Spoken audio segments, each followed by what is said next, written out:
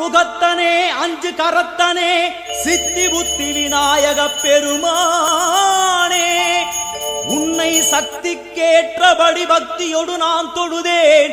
கதி எனக்கு நீ அன்றி வேறு யாரோ.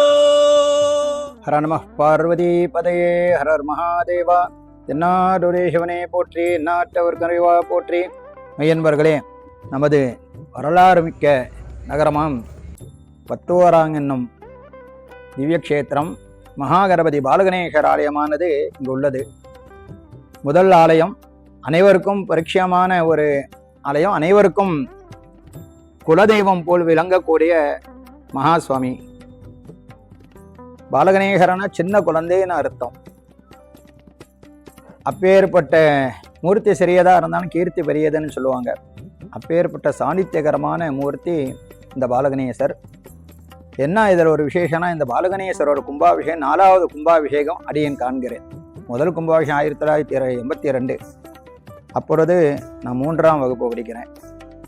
அதுக்கப்புறம் 2 கும்பாபிஷேகம் நடந்தேறியது. இது 4வது கும்பாபிஷேகம். இந்த 3 கும்பாபிஷேகம் அடியனுடைய தலைமையில்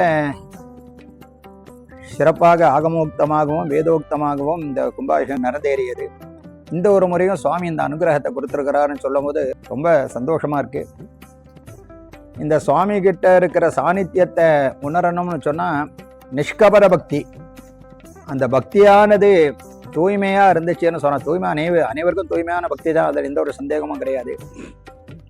பக்தியோடு அந்த சுவாமியை நம்ம வழிபட்டோமே ஆனால் அந்த சுவாமி பிரத்யட்சமாக இருப்பதை நாம் காண முடியும், உணர முடியும். இந்த சுவாமி கிட்ட உள்ள அனுகிரகத்தை பல ரூபத்தில் நான் உணர்ந்திருக்கிறேன். சிரத்தாங்காமஸ்ய மாதரம், பக்தி சிரத்தையோடு அந்த சுவாமியை வழிபாடு செய்தமே ஆனால் அந்த அனுகிரகத்தையே நாம் உணர முடியும். இதுதான் ஒரே வழி, இதுக்கு வேறு எந்த வழியும் கிடையாது. அப்பேற்பட்ட மூர்த்தி இவருக்கு பொழுது வர ஏப்ரல் 1ஆம் தேதி புதன்கிழமை கும்பாபிஷேகம் நடைபெற உள்ளது. இந்த கும்பாபிஷேகம் பார்த்தீங்கன்னாக்க காலை 11:45 முதல் மதியம் 12:15க்குள் வரும் முகூர்த்தத்தில் மிதுன லக்னத்தில் இந்த கும்பாபிஷேகமானது நடைபெற உள்ளது. இதில் ரொம்ப பேர் கேட்டிருப்பீங்க, என்ன உச்சி வேலையில் பண்ணுறீங்களா அப்படின்னு சொல்லிட்டு. இதுக்கு பேர் அபிஜித் முகூர்த்தம்னு சொல்லி இதுக்கு பேர். அபிஜித் முகூர்த்தத்தில் இந்த கும்பாபிஷேகம் நடைபெறுகிறது. அதனால் அனைத்து பக்த பெருமக்கள் அனைவரும் இந்த கும்பாபிஷேகத்தில் கலந்து சிறப்பிக்குமாறு கேட்டுக்கொள்கிறோம். அதாவது இந்த கும்பாபிஷேகத்தை அன்னைக்கு 5 நாளாக இந்த கும்பாபிஷேகம் நடைபெற உள்ளது. 1ஆம் தேதி காத்தால் 7 மணிக்கு இந்த பூஜையானது ஆரம்பமாக உள்ளது.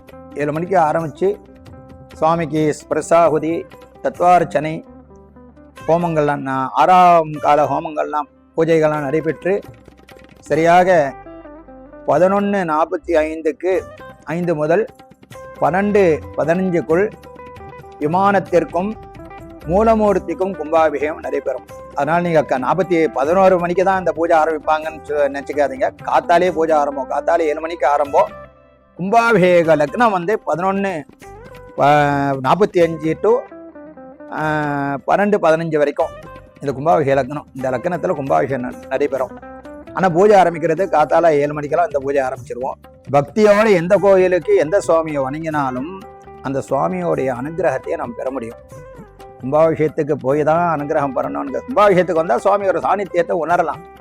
பக்தின்றது ரொம்ப முக்கியம். பக்தியும் சிரத்தையும் வேணும். பக்தியோட சுவாமியை வழிபட்டோமே ஆனால் சுவாமியுடைய அனுகிரகத்தையே நாம் உணர முடியும். இதான் ஆகமத்திலையும் சொல்லியிருக்கு, வேதத்திலையும் இந்த வாக்கியத்தை தான் சொல்லியிருக்கு.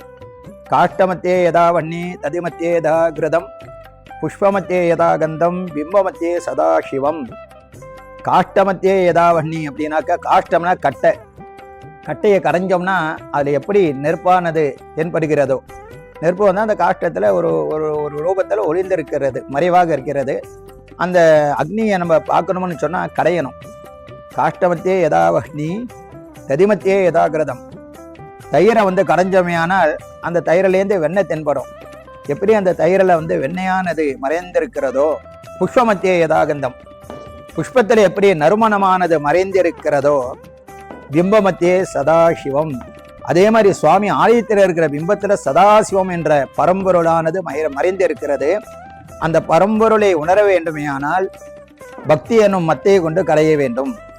அந்த பக்தியால மட்டும்தான் சுவாமியை உணர முடியும் அப்படிங்கிறத வலியுறுத்தி சொல்கிறேன். இந்த சுவாமி எல்லாரும் இந்த கும்பாபிஷேகத்தை தரிசனம் பண்ணிட்டு போகணும்னு சொல்லி மிகவும் தாழ்மையுடன் கேட்டுக்கொள்கிறேன். ஹர நம பார்வதி பதையே.